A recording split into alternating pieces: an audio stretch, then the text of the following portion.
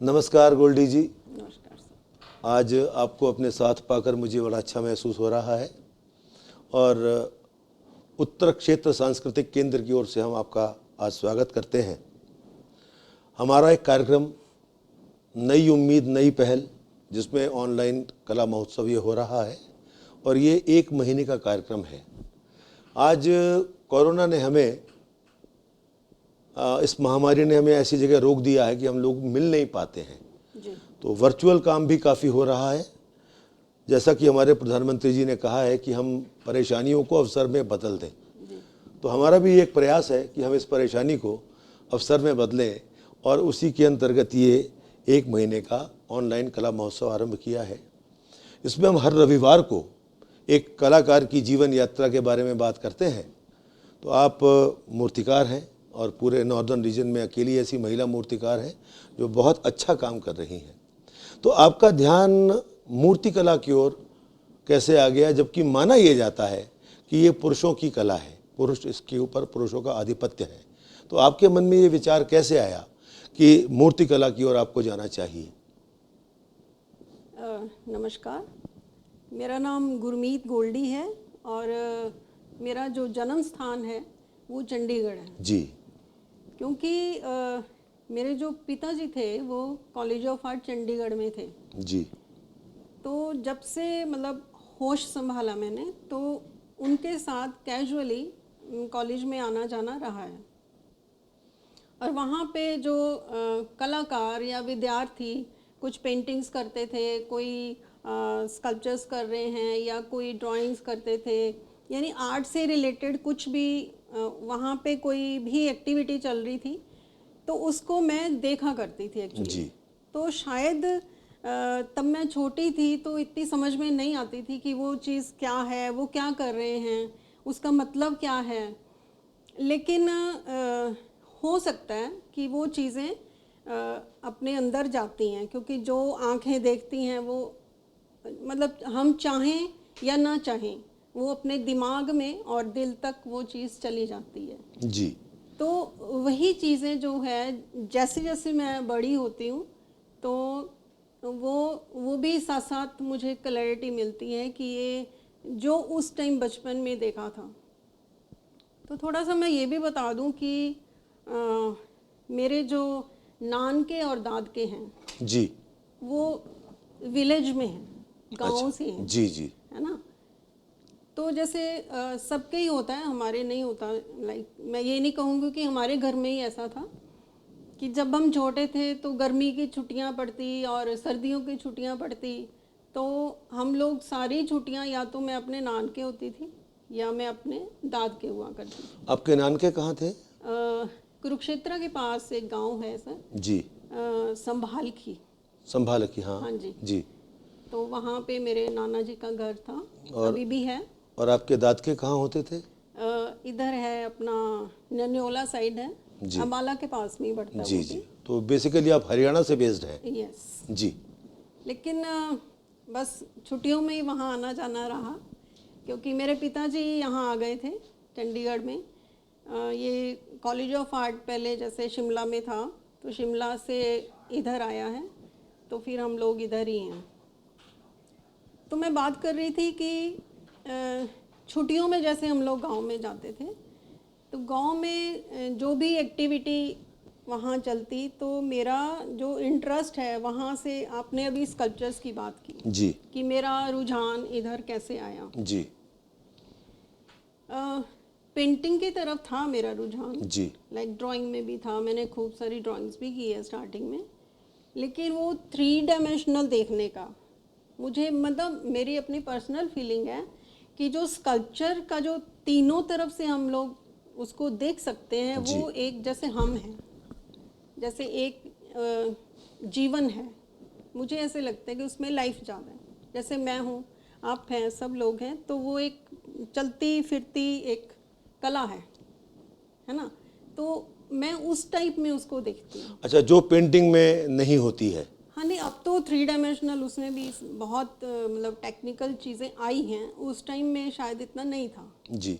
लेकिन पत्थर तो पत्थर है, आपको 3 तरफ से उसको अलग से बनाना ही होता है। बिल्कुल, तो बिल्कुल ताकि जब कोई देखने भी आता है तो उसको तीनों तरफ से घूम के उसको फील कर सके। बिल्कुल। ये आपके कहने का तात्पर्य है, इसलिए आपका रुझान उस तरफ हुआ। जी। तो आपकी तीनों जो शैलियाँ हैं, कहने का मतलब है लकड़ी के ऊपर भी आप काम करते हैं, आप मेटल में भी काम करते हैं और आप पत्थर पे भी काम करते हैं। तो ये तीनों तरफ रुझान कैसे हुआ और इनकी आपको प्रेरणा कहाँ से मिली? हाँ, जैसे कि अभी मैं बता रही थी कि जैसे मैंने गांव में काफ़ी टाइम मैं छुट्टियों में वहीं रहती थी, तो वहाँ पे कुछ त्योहार ऐसे मनाए जाते हैं, जैसे सांझी का त्यौहार है, तो वो मैंने भी बनाया हुआ है। जैसे मेरे ताई जी और उनके बच्चे और मैं भी बीच में, तो वो कुछ खिलौना टाइप बना करके ना, उसके गोबर और मिट्टी को मिला करके तूड़ी मिलाते थे बीच में, और कुछ शेप्स बना करके छोटे छोटे वो एनिमल्स की, फ्लावर्स की, तो वो दीवार के ऊपर लगाते थे, जी। जिसको हम लोग सांझी बोलते हैं। जी। तो एक दो त्योहार ऐसे हैं कि वो रिलेटेड टू स्कल्पचर्स ही हैं, क्योंकि वो भी स्कल्पचर से ही रिलेटेड है। तो मुझे ऐसे लगता है कि मुझे जो प्रेरणा है, मुझे बचपन से ही वो चीज़ करने की, मुझे मतलब मेरा जो इंटरेस्ट पैदा हुआ कि वो चीज़ मैं देख रही थी एक्चुअली, घर में ही देख रही Yes, थी yes. अपने जो आपका गांव का परिवेश था। एनवायरनमेंट कह सकते हो, जी। वातावरण कह सकते जी। हो उसको हम लोग, है ना? तो परिवेश में वो देख रही थी आप, तो वो चीज़ आपके मन में। चलिए, तो आप ये तीन मेटल्स में से किस पर ज़्यादा अच्छा आपको रुझान लगता है कि काम करने में आपको मज़ा आता हो? वैसे तो मैं सभी मीडियम में इंजॉय करती हूँ। जी, जी। लाइक वुड में जैसे शीशम है, उस पे मैंने बहुत काम किया है। जी। उसका रीज़न ये है, शीशम और टीक, जी। उसके जो रेशे हैं, जी। उसका जो टेक्सचर आता है निकल के, जैसे जैसे हम लोग उसको कार्व करते हैं, उसका एक अपना ही कलर आता है। जी। तो उस चीज़ को मैं ज़्यादा इंजॉय करती हूँ, जी। है ना? तो एक उसका एक गुण है, यानी उस लकड़ का, उस वुड का, तो उस चीज़ को मैं ज़्यादा इंजॉय करती हूँ, इसलिए मैं वुड में काम ज़्यादा करना, प्रेफर करती हैं। यस। लेकिन आपने श्रीनगर, हमने एक जो कैंप लगाया था एनजेडसीसी की ओर से, उसमें आपने पत्थर के ऊपर काम किया था। हाँ, मैं इक्वली चलती हूँ सर।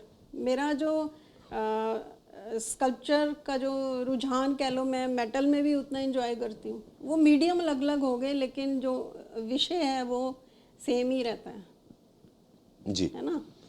जब वहाँ हमने एक प्रयोग किया था जी। कि ज़्यादातर जब हम काम करते हैं, पत्थर जो है वो राजस्थान साइड से मंगाया जाता है, लेकिन श्रीनगर के अंदर हमने एक प्रयोग किया था कि पत्थर हमने कश्मीर का लिया था, जी। ब्लैक स्टोन था, ब्लैक मार्बल। तो ब्लैक मार्बल।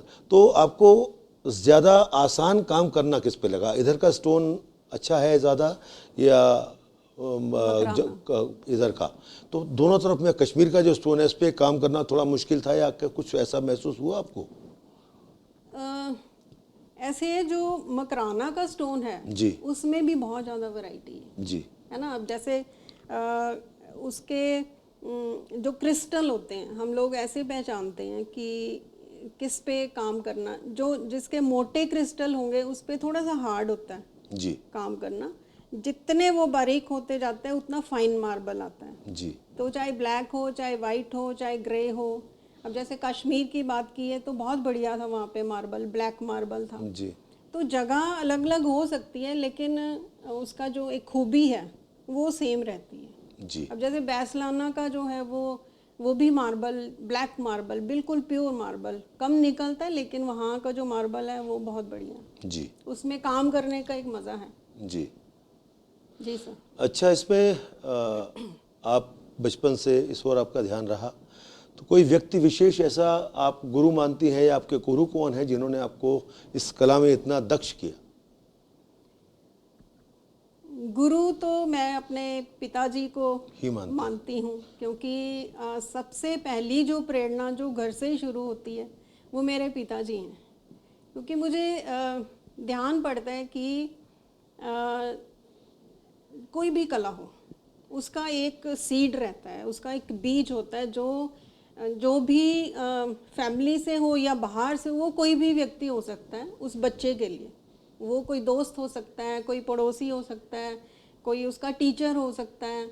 लाइक उसमें वो चीज़ उत्पन्न कर दे कि वो उस कला के लिए बना है। जी। तो अभी आपने पुरुष उसकी भी बात की आपने सबसे पहले कि पुरुष प्रधान। यस, जी। तो पुरुष प्रधान की तो बात करें, वो मेरे पिताजी से आई है। जी।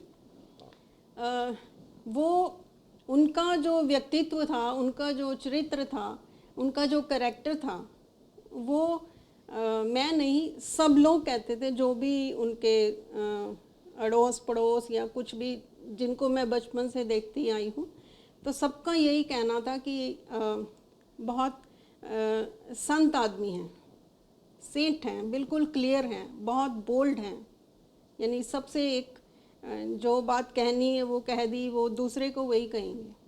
वो चीज़ मेरे अंदर आई है। क्यों आई है?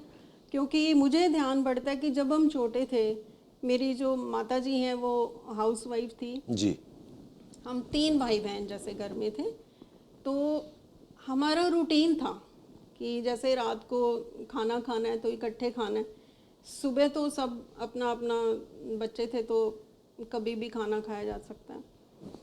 तो रात को जैसे बैठते थे, मेरे जो पिताजी थे, हर रोज़ उन्होंने कोई ना कोई कहानी को लेकर, कोई वाक्य को लेकर के डिस्कस शुरू करते थे, मतलब साझा करते थे अपनी बात कि बेटा ये चीज़ करोगे तो उसका रिज़ल्ट ये है ना।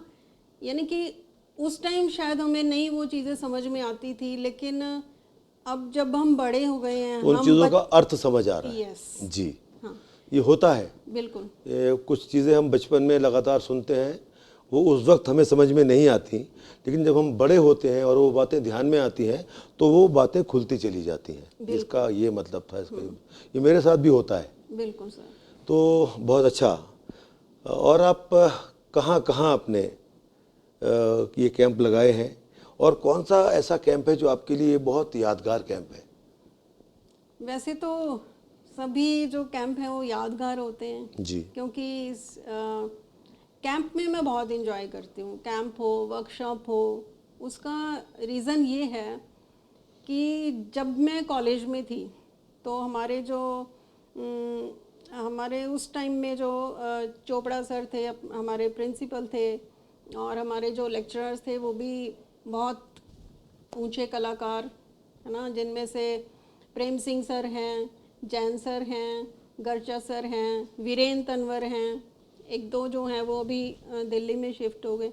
यानी कि जो मेरा कॉलेज टाइम है वो भी बहुत अच्छा निकला है। बहुत अच्छे गुरु आपको मिले। यस, गुरु बहुत बढ़िया थे। और अभी जो कैंप की बात की है ना, जब हम स्टूडेंट थे तो भी चोपड़ा साहब की यही कोशिश रहती कि कोई एमिनेंट आर्टिस्ट को बुला करके वहाँ पे कोई ना कोई वर्कशॉप चलती रहती। तो हम लोग ज़ीरो से लेकर के एंड प्रोडक्ट तक वहीं रहते थे जी। जितने भी स्टूडेंट थे। मान लो अगर 20 स्टूडेंट है तो 5-6 तो हम लोग वहीं रहते थे कि हम, वो इंटरेस्ट वाली बात आ गई ना, सब बच्चे तो वो चीज़ नहीं इंजॉय करते, उनको इंटरेस्ट तब नहीं होता, हो सकता बाद में हो जाता, लेकिन हम लोगों का यही रहता था कि हमने ये सीखना है, वही सीखने की इच्छा होनी चाहिए। तो हम शुरू से लेके एंड तक वो देखते थे और मन में यही होता था कि अगर हमारे लिए आज हमारे गुरु कुछ लेकर के आ रहे हैं इतने बड़े बड़े कलाकारों को, कि हमारे बच्चे कुछ सीखें, उनका जो एक्सपीरियंस है इनमें आ जाए। तो अब आपने जो अभी मुझे पूछा है कि कौन कौन से कैंप में आप इंजॉय करते, तो मैं नहीं, पहला प्रश्न ये था कहाँ कहाँ गए हैं? कहाँ कहाँ गई हूँ, तकरीबन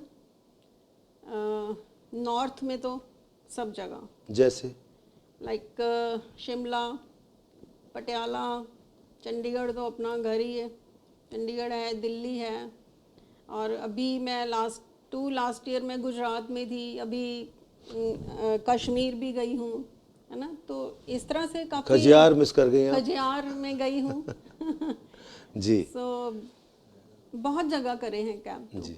अच्छा, ये बताइए कि आप जो स्कल्पचर है आपका, जो आप पत्थर पे बनाते हैं, जी, तो आप क्या चीज़ बनाने का ज़्यादा मन करता है, जिसके डिफरेंट रूप बनाए? ऐसा कुछ मन में आता है या कुछ भी विचार आता है और वो बनाना शुरू कर देते हैं, या पहले से प्लान करते हैं कि मुझे इस बार ये बनाना है? ऐसा कुछ किस तरीके से आप लोग करते हैं? मेरे सर काम करने के पीछे जो हर आर्टिस्ट की अपनी अपनी एक साइकोलॉजी होती है, जी तो वही ये साइकोलॉजी के पीछे बहुत सारे लोगों का हाथ होता है। वही अभी मैं सीड की बात की है कि उसके भी अंदर क्या चीज़ है कि वो चीज़ उस चीज़ को लेकर के वो काम कर रहे हैं। मुझे जो बचपन से जो मेरे थॉट्स आते हैं या अभी भी आते हैं, एक तो मैं नेचर से बहुत प्रभावित रहती जी हूँ, है ना। जी जी नेचर से बड़ी क्रिएशन कोई नहीं है, जी। वो चीज़ हम लोग भी नहीं बना पाते। कोई भी कलाकार उसको मतलब डुप्लीकेट भी नहीं कर सकता, इमिटेट कर सकते हैं, लेकिन जो एक ईश्वर ने बना दी या एज इट इज नहीं आ सकती, नहीं आ नहीं आ सकती, वो सकती। पॉसिबल नहीं है। जी जी लेकिन फिर भी जो चीज़ हमें अट्रैक्ट कर रही जी है ना, जो अपने मन में वो भाव आते हैं, क्योंकि भाव तो हर रोज़ ही चेंज होते हैं, सुबह उठते हैं और शाम हो जाती है, और जो जो हम देखते हैं, है ना। कई बार क्या है कि कोई किसी घटना से भी हम लोग प्रभावित हो जाते हैं, है ना। कोई भी कलाकार है, उसका रीज़न ये है कि जो कलाकार हैं वो बहुत इमोशनल होते हैं, जी है ना। उनकी एक प्योर भावनाएं होती हैं किसी के लिए भी, किसी घटना के लिए, किसी सीन के लिए, है ना। तो वो चीज़ वो जल्दी ग्रैब कर लेते हैं। तो मेरा भी ऐसे ही है, बहुत मैं इमोशनल हूँ, और जो मेरी साइकोलॉजी है जिसके ऊपर मैं ज़्यादातर काम करती हूँ वो है, मैं रिलेशंस के ऊपर बहुत काम करती हूँ। कि रिलेशंस मुझे लगता है कि एक जिंदा होने का एक हमारा सबूत है कि हम लोग जिंदा हैं, है ना। लेकिन मेरा ये भी मानना है कि जो रिश्ते हैं वो ऊपर के नहीं होने चाहिए, भले ही कम हो, लेकिन सच्चे होने चाहिए, प्योर होने चाहिए, और उसी प्योरिटी के साथ जो एक आनंद है, जो अपनी आत्मा की जो तृप्ति होती है, वो उसी में से ही निकलती है। वो परिवार से शुरू होती है ना, परिवार से फिर हम जहाँ हम काम करते हैं समाज से शुरू होती है। तो बहुत सारे रिलेशंस हैं जिसको लेकर के मैं अपना काम करती हूँ, चाहे मैं ड्राइंग कर रही हूँ, चाहे मैं स्कल्पचर्स का वो मैकेट बनाते हैं वो कर रही हूँ, मतलब कुछ भी क्रिएट कर रही हूँ, तो मेरे दिमाग में, मेरे दिल में वही चीज़ वो चलती रहती है। जी। आज के दिनों में बहुत सारे मूर्तिकार जी। हैं। आपको इंस्पायर ऐसा कौन सा व्यक्ति है, कौन सा मूर्तिकार है, स्कल्प्टर है ऐसा जो आपको इंस्पायर करता है? ऐसे तो बहुत सारे हैं कलाकार जिनसे मैं इंस्पायर्ड रहती हूँ, लेकिन मुझे जो मुझे जब मैं कॉलेज में थी, तो जहाँ से मेरी एक टर्निंग पॉइंट जिसको कहते हैं, क्योंकि मैं काम तो कर रही थी स्कल्पचर्स में, उस टाइम क्ले में काम करती थी मैं ज़्यादा, टेराकोटा जिसको बोलते हैं। जी जी जी क्योंकि जब मैं कॉलेज में थी तो इतने मीडियम थे भी नहीं हमारे टाइम में ना, क्ले ही हुआ करती थी, तो उसी से हम लोग काम करते थे। कॉलेज कॉम्पिटिशन्स भी क्ले के ही हुआ करते थे। जी जी बिल्कुल। तो एक म्यूज़ियम में एक एग्जीबिशन आई थी हेनरी मोर की, तो उनके जब मैंने स्कल्पचर्स देखे तो एक एक विज़न खुला कि वाव, देख करके खूब बड़े बड़े, खूब म्यूज़ियम में बाहर ही लगाई थी। तो उस चीज़ को देख करके मतलब मैं इतनी ज़्यादा मेरे अंदर वो था कि मुझे भी यहाँ तक पहुँचना है। जी तो वो चीज़ें बहुत प्रेरित करती हैं। जी और कुछ कलाकार जैसे सागर साहब हैं, वो पटियाला से थे, उनसे उनका काम भी मुझे बहुत पसंद था। तो बहुत सारे कलाकार हैं ऐसे जिनसे मैं प्रेरित रहती हूँ। जी। जी। वैसे तो माता पिता को अपने सभी बच्चे बहुत अच्छे लगते हैं, जी लेकिन सभी को बराबर प्यार वो शायद वो भी नहीं कर सकते। जिस प्रकार एक ही हाथ की 5 उंगलियां बराबर नहीं होती, तो आपको अपनी हर कृति से ही प्यार होगा। बिल्कुल सर। लेकिन ऐसी कौन सी आपकी कृति आप मानती हैं जो वास्तव में आपको लगता है कि मेरी ये इससे बेहतर कृति शायद कोई और नहीं है? ऐसी कौन सी प्रतिमा है या स्कल्पचर है जो आपने कहाँ पे लगाया है? सर बहुत ही बढ़िया बहुत ही उम्दा क्वेश्चन पूछा है आपने। जैसा कि आपने बोला कि हर माँ के लिए बच्चे बराबर होते हैं, ऐसे ही हर कलाकार के लिए उसकी जो कलाकृति है या उसने कुछ भी नया बनाया तो उसको उतने ही प्यारे होते हैं, जी है ना। तो ये सेम किसी ने ऐसे ही मेरे से पूछा था कि अगर कोई आपसे कोई कहता है कि मुझे ये चीज़ दे दो, तो एक मन में वो दुख सी होती है कि नहीं, मैंने नहीं देना। जी जी क्योंकि एक जो चीज़ हमने वही ज़ीरो से लेके एंड तक बनाई है, माँ का भी यही रोल है कि जी उसने जी ज़ीरो से लेके बड़े होते होते बच्चों को मतलब कैसे कैसे उसको रखा है। तो सेम प्रोसेस कलाकार का होता है। जी तो ऐसे ही मुझे जो प्यार है वो मेरे कुछ स्टोन के स्कल्पचर्स हैं जैसे, और कुछ वुड के हैं, जिसमें मुझे एक बहुत ही एक अपनापन कह लो या जो चीज़ मैं चाहती हूँ, है ना। कई बार ऐसे होता है कि जो हम चाह रहे होते हैं वो चीज़ नहीं भी बन पाती।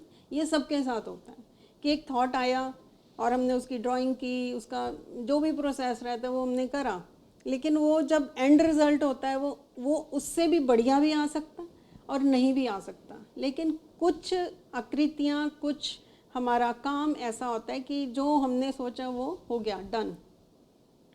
तो हैं ऐसे बहुत सारे काम हैं जिनसे मुझे प्यार है। ये वो कहाँ लाइक है और कुछ तो जैसे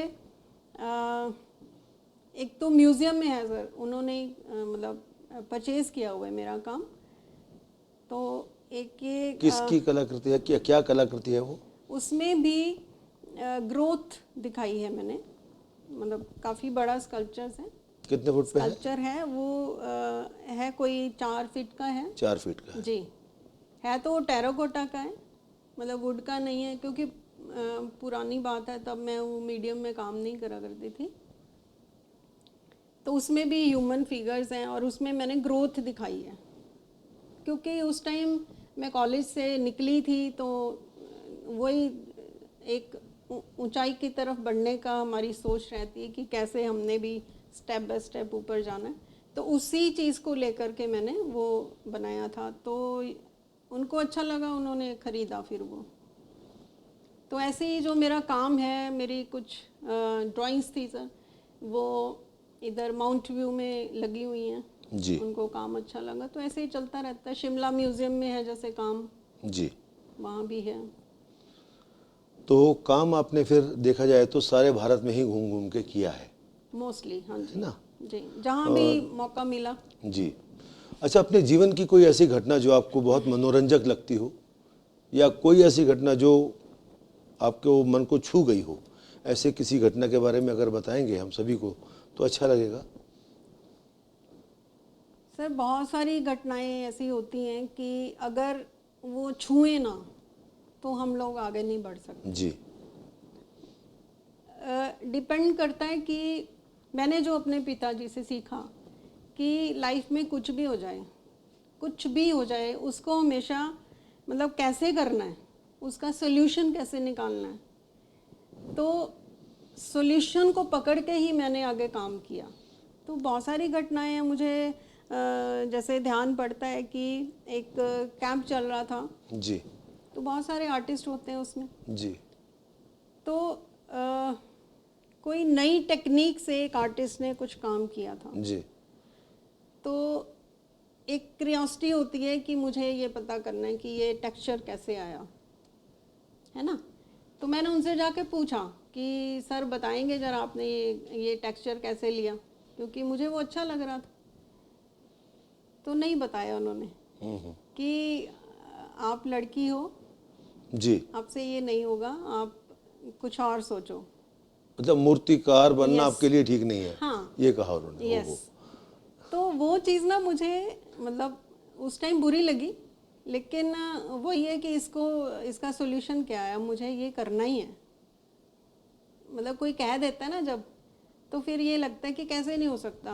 क्यों नहीं हो सकता? हाँ, वही वही चीज़ आ गई कि जो हमने शुरू से सीखा है कि हर चीज़ पॉसिबल है, कुछ भी हो सकता है ना। तो वो चीज़ मैंने करके बताई है कि ये तो अब करना ही करना है, कुछ भी हो जाए, लड़के लड़की का कोई चक्कर नहीं है इसमें। जी। तो वही है कि अपनी विल पावर होनी चाहिए, अपने मन की खुशी होनी चाहिए। आपने हमें बताया जी कि आप 3 भाई बहन हैं, जी। तो बाकी जो आपके परिवार के भाई बहन हैं वो भी क्या इस कला की ओर अग्रसर हुए हैं? नहीं, उनका प्रोफेशन अलग है। अभी तो मेरे बड़े भाई हैं जैसे, वो जी। भी स्कूल में हैं, टीचिंग में ही हैं, लेकिन वो आर्ट से Related संबंधित नहीं है। मेरा जो छोटा भाई था वो he is no more now. Oh. Yes. तो एक स्त्री के जीवन में एक बहुत अच्छा पल आता है जब उसका विवाह हो जाता है, जी लेकिन अगर पति और पत्नी दोनों कलाकार हों तो कहीं ना कुछ रुकावट हो जाती है। तो क्या आपके पति भी कलाकार हैं? मेरे पति कलाकार हैं, हाँ जी। जी। उनका नाम कमलपाल है। और मैं थोड़ा सा ये भी बता दूं कि हम दोनों क्लासमेट थे, हम दोनों कॉलेज ऑफ आर्ट में इकट्ठा पढ़े हैं, लेकिन हमारा जो ट्रेड है वो अलग अलग था। जी। जैसे उनका ग्राफिक्स था, मैं इधर दूसरी तरफ थी, पेंटिंग में थी। जी। तो कभी कोई मसला तो नहीं आया जीवन में? नहीं, ऐसा कुछ नहीं। Is a very positive man, बहुत लाइवली हैं। और मेरी फैमिली ने मुझे शुरू से बहुत सपोर्ट किया। जी। और मज़े की बात ये है कि मैं हमेशा यही सोचती हूँ या यही कहती हूँ कि पता नहीं कोई पिछले जन्म में कोई मोती दान किए होंगे कि मुझे पेरेंट्स भी ऐसे मिले कि जिन्होंने मुझे पूरी फ्रीडम दी, पूरी छूट दी कि बेटा जो तुम लड़की हो ये कभी नहीं सोचना, तुम लड़कों की तरह ही हो, है ना। जो एक सोच को बनाया एक्चुअली जी उन्होंने जी जी। कि ऐसे नहीं सोचना कि तुम ये नहीं कर सकती, तुम वो नहीं कर सकती। तो उसी चीज़ को, मतलब उसी पॉइंट को कैरी फॉरवर्ड हुआ मेरी इन लॉज में। जी। क्योंकि मेरे फादर इन लॉ वो भी राइटर थे, उन्होंने बुक्स लिखी हैं, जैसे आर्टिस्ट भी थे।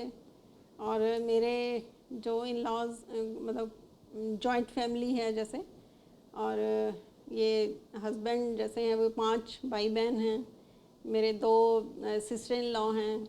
तो बहुत ही, मतलब मैं ब्लेस्ड हूँ कहूँगी जी कि जी। ऐसे ऐसे लोग हैं मेरी लाइफ में कि एक वैल्यू दी उन्होंने मुझे जी। फैमिली में कि कोई बच्चा आया घर में, तो उसी तरह से माइंडसेट मेरा मतलब बरकरार रहा। वो प्लस ही हुआ है, वो माइनस में नहीं गई मैं शादी के बाद। तो कहने का तात्पर्य ये है जी कि पत्नी की ओर से आपको कभी कोई अवरोध उत्पन्न नहीं हुआ? बिल्कुल नहीं। कहीं इसका उल्टा तो नहीं हुआ नहीं सर।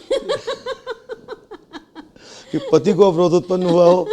वो पति से ही पूछना पड़ेगा।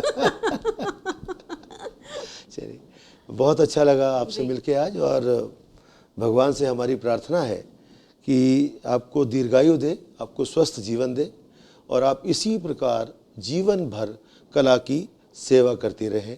बहुत बहुत आपका धन्यवाद। आपने अपना बहुमूल्य समय आज हमारे साथ बिताया है, और मैं और NZCC इस बात के लिए आपका बहुत बहुत आभारी है। बहुत बहुत धन्यवाद। Thank you sir, thank you so much. मैं भी शुक्रिया अदा करना चाहती हूँ सर का और NZCC का, जिन्होंने मुझे मौका दिया मेरी रूबरू कराने का, मेरी जीवन यात्रा के बारे में सुनने का और लोगों तक पहुँचाने के लिए। मैं बहुत बहुत आभारी हूँ। Thank you so much sir. नमस्कार।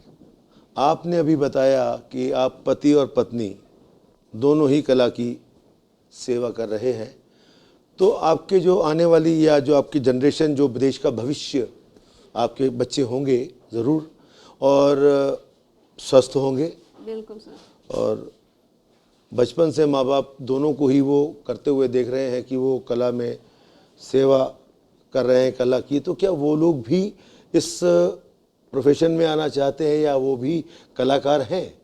अगर हैं तो किस विधा के हैं? सर थोड़ा सा मैं थोड़ा सा इसको पीछे से लेंगे, क्योंकि कुछ स्त्रियां ऐसा बोलती हैं कि मैं इसीलिए कला नहीं करती हूँ, या मैं इसलिए कला फील्ड में नहीं कर रही हूँ कि मेरे बच्चे छोटे हैं।